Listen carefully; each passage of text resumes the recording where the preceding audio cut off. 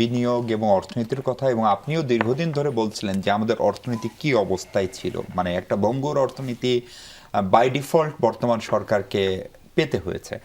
ফলে সেই জায়গায় আমরা দুই প্রধানমন্ত্রীর বৈঠকে কিন্তু এটি দেখেছি যে কিভাবে বাংলাদেশে বিনিয়োগ বাড়ানো যায়, পুরনো যে ঋণ যেগুলোর কিস্তি শুরু হচ্ছে খুব দ্রুতই সেগুলোর গ্রেস পিরিয়ডটা বাড়ানো যায় কিনা, সুদের হারটা খানিকটা কমানো যায় কিনা, এই ধরনের আলোচনাও কিন্তু সরকার প্রধান করেছেন, সরকারের মন্ত্রীরা করেছেন। ফলে এই চীন সফরকে আপনি বা আপনার দল, আপনার বিরোধী দলে আছেন, আপনারা কিভাবে মূল্যায়ন করছেন এখন পর্যন্ত?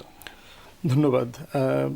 বেইজিংয়ের জুতোয় পা দিয়ে যদি আজকে আপনি ঢাকার দিকে তাকান, তাহলে বেইজিংয়ের জায়গাটা কোথায় দেখেন? একটা হচ্ছে যে আপনি এমন একজনকে অর্থমন্ত্রী বানিয়েছেন যার ব্যাপারে বেইজিংয়ের সিরিয়াস কনসার্ন আছে। গত বিএনপি জামাত জোট সরকারের সময় 1 থেকে 6 আপনার তাইওয়ানের সাথে ওয়ান চায়না পলিসি থেকে শিফট করে এসছে, যেটা বিএনপির হিস্টোরিক পজিশন ছিল। তাইওয়ানকে স্বীকৃতি দেবার একটা জায়গা, তার ট্রেড অফিস খোলা 2 জায়গাতে, ইভেন উইদাউট মানে ইনফর্মিং দ্য চাইনিজ অ্যাম্বাসি, তারা তাইওয়ানের ভিসা পর্যন্ত ইস্যু করা শুরু করেছে এখান থেকে।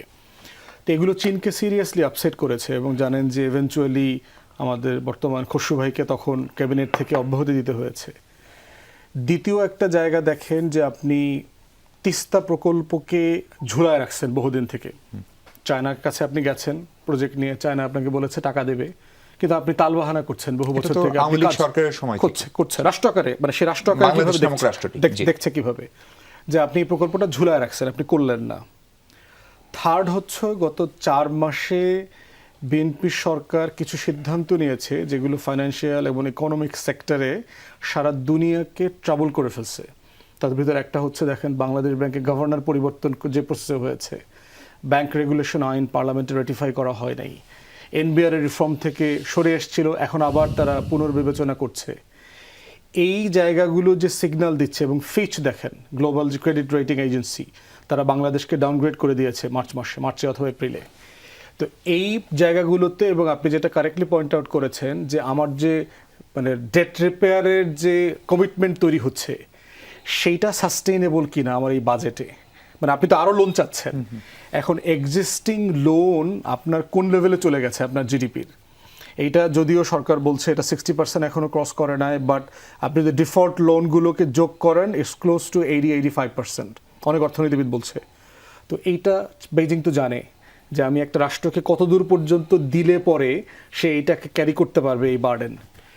আর একটা বিষয় হচ্ছে বেইজিং এখনও বাংলাদেশের চরিত্র বোঝার চেষ্টা করছে যে আপনি আসলে ভারতের বলয় থেকে পুরোপুরিভাবে বের হয়ে আসলেন কিনা।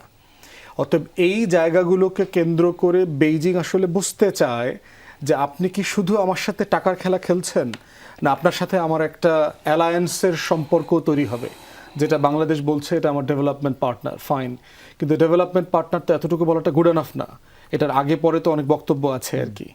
তো সেইখানে হচ্ছে আমার কাছে মনে হচ্ছে যে বাংলাদেশের তরফ থেকে সাফিসিয়েন্টলি আশ্বস্ত করবার জায়গাতে ওনারা এখনো নাই, এবং এই সম্পর্ক আমার সরকার নাই এখনো যে তাকে এই জায়গাগুলোতে আশ্বস্ত করা। একটা বিষয় যেটা হয়েছে আপনি দেখেছেন যে আসলে এরকম, ফুয়াদ ভাই আপনি নিশ্চয়ই খেয়াল করেছেন যে 5 আগস্টের পরে বিএনপি জামাতের এমন কোন শীর্ষ নেতা বা তাদের অঙ্গ সংগঠন, এমনকি অন্যান্য দল যারা সরকার ক্রিয়াশীল দল, বেইজিং সফর করেন নাই, বা চীনের সঙ্গে তাদের একটা পলিটিক্যাল যোগাযোগ হয় নাই। ফলে চীনের সঙ্গে আমাদের এখনকার সম্পর্কটা কি কেবলই অর্থনৈতিক বা ব্যবসা বাণিজ্য কেন্দ্রিক, নাকি এটি একটা রাজনৈতিক বা কৌশলগত সম্পর্কেও পরিণত হয়েছে? আসলে চেষ্টা চলছিল, কিন্তু নির্বাচন পরবর্তী যে ক্যাবিনেট ফরমেশন যেখানে হয়েছে, আমি যতটুকু তথ্য রাখি, এখানে চায়না বোধ করছে তার ইন্টারেস্ট ক্যারি করবে এই রাষ্ট্রের ক্যাবিনেটে এমন লোকজন এখানে গুরুত্বপূর্ণ পদে নাই।